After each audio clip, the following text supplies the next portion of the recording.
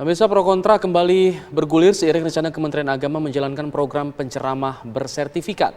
Program yang diklaim bekerja sama dengan berbagai pihak ini bertujuan untuk mencetak penceramah yang memiliki bekal wawasan kebangsaan dan menjunjung tinggi ideologi Pancasila.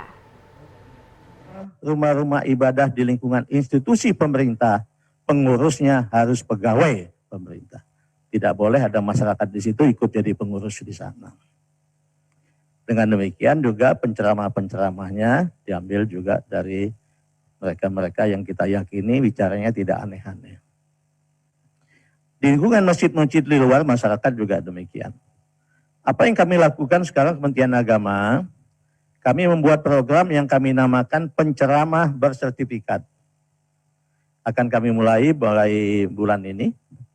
Kami tahap awal kami cetak lebih kurang 8.200 orang. Semua agama, sukarela. Ada sedikit gesekan-gesekan tidak setuju, tidak masalah. Kita lanjut terus. Kami kerjasama dengan ketua-ketua, dengan majelis-majelis ulama, majelis-majelis keagamaan. Kalau di Islam ya majelis ulama. Kemudian ormas-ormas keagamaan. Dengan BNPT, sudah sepakat kami. Dengan BPIP. Kemudian dengan Lehmanas. Setelah sempat meredup, Kementerian Agama dikabarkan akan kembali menggulirkan wacana program penceramah bersertifikat. Rencana ini diungkap Menteri Agama Fahrul Razi dalam webinar strategi menangkal radikalisme pada aparat. Kementerian Agama segera menyelenggarakan program penceramah bersertifikat atau sertifikasi penceramah. Meskipun program ini disebut tidak diwajibkan diikuti oleh penceramah, namun kebijakan ini tetap saja menuai pro dan kontra.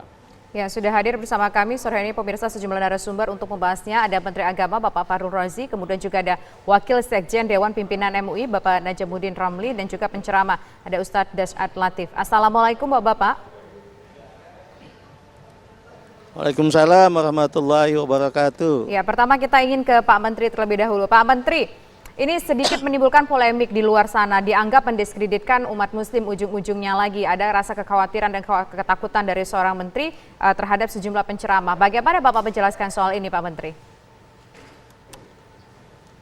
Kenapa mesti ketakutan? Niatnya baik, hanya menambah wawasan, kan bagus itu. Jadi sangat aneh kalau ada pikiran macam-macam. Kami dengan tulus kok.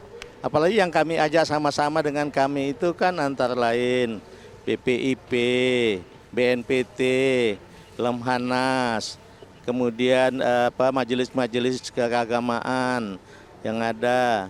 Kan semuanya hanya tujuan menambah wawasan, di mana kemudian membuat menakutkan itu.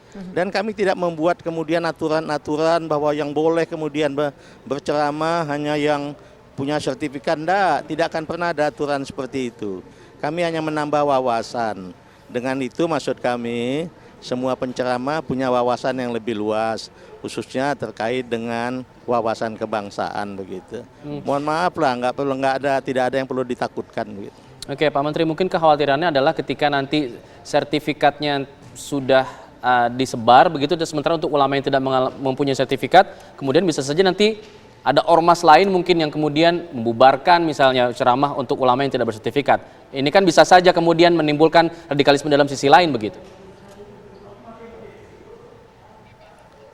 Kalau pembubaran hal yang beda, mungkin ya karena dia ceramahnya kemudian mengagitasi umat yang ada, mungkin bisa saja. Tapi harapan saya jangan begitu. Tapi kalau pasti tidak akan pembubaran karena tidak punya sertifikat, pasti tidak seperti itulah. Silakan aja ceramah, gitu. Selama memang ceramah-ceramahnya itu sangat positif. Tapi saya kira hampir semua ceramah nggak ada yang tidak positif, sangat positif. Jadi tidak usah khawatir ada pembubaran. Apalagi dengan alasan tidak punya sertifikat, tidak akan terjadi itu. Kalau terjadi pun pasti kami marah juga, kami tegur itu, tidak boleh begitu. Oke, berarti ada jaminan ya siapapun katakanlah penceramah yang tidak punya sertifikat tidak akan dibubarkan ceramahnya, itu sudah sebuah jaminan ya begitu ya? Betul, silakan. Oke. Nah, lantas bagaimana cara mendapatkan sertifikat itu? Apa saja syarat-syarat yang harus dipenuhi? Katanya kan tadi sekitar 8.200-an penceramah dari seluruh agama ini akan mendapatkan sertifikat tersebut. Bagaimana caranya, Pak Menteri? Nanti akan kami mengumumkan secara resmi dalam minggu depan ini. Nah, itu syaratnya nggak sulit kalau saya kira. Pada dasarnya itu semua penceramah yang ingin ikut, tapi tentu saja penceramah yang beneran ya, yang sudah memang melakukan kegiatan ceramah-ceramah, bukan mereka yang baru belajar ingin ikut, enggak. Jadi kepada penceramah-penceramah silakan saja mendaftar. Memang akan kami buat beberapa aturan tapi tidak ada yang menyulitkan. Pada dasarnya sukarela saja begitu. Contoh realnya apa untuk syaratnya Pak Menteri? Jadi bisa punya gambaran ini. Oke, nanti akan diumumkan secara resmi ya, sangat teknis ya. Pakai contoh aja saya katakan, kalau saya tidak salah yang lalu kita sepakati usia 25 tahun ke atas. Kemudian sudah berpengalaman dalam memberikan ceramah-ceramah. Kemudian direkomendasi oleh ormas-ormas keagamaan yang ada begitu.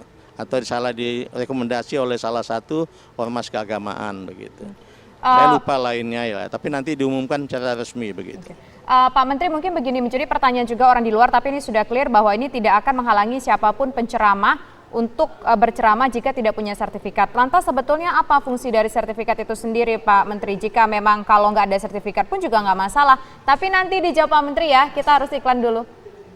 Dan pemirsa, Kabar Petang masih akan kami lanjutkan perbincangannya bersama Menteri Agama, tapi nanti usai jeda berikut. Kami kembali sesaat lagi.